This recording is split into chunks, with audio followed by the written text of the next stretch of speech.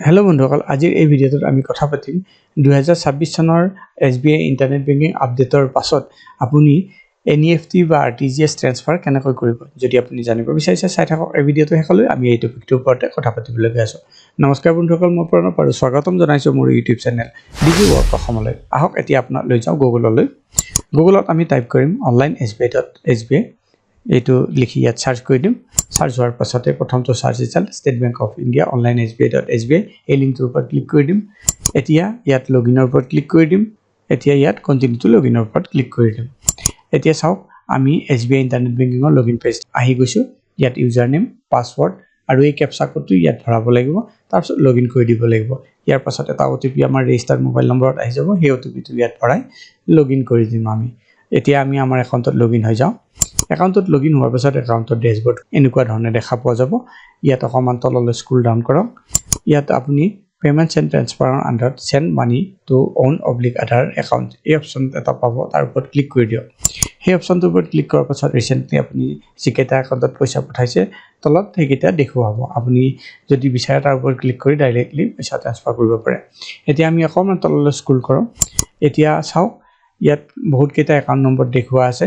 এই একাউণ্ট নম্বৰবিলাক মই অলৰেডি এজ এ পেয়ী বা এজ এ বেনিফিচাৰী মোৰ SBI ইণ্টাৰনেট বেংকিঙৰ লগত এড কৰি ৰাখিছিলোঁ।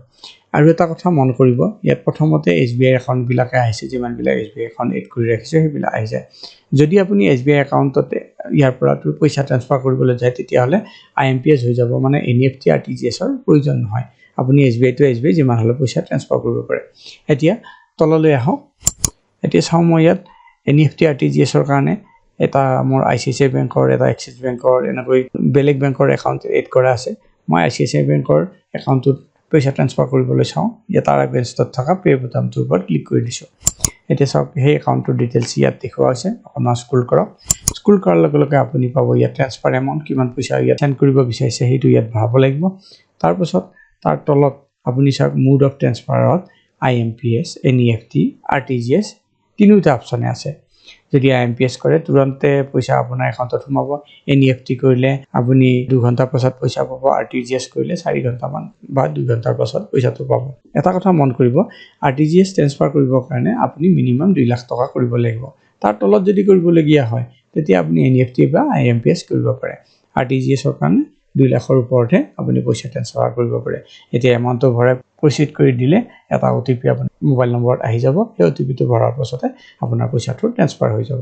বন্ধুসকল, এনেকৈয়ে SBI ইউনো ইণ্টাৰনেট বেংকিঙৰ মাধ্যমত NEFT বা RTGS ফাণ্ড ট্ৰান্সফাৰ যদি আপুনি কৰিব বিচাৰিছে তেতিয়াহ'লে সহজতে কৰিব পাৰে।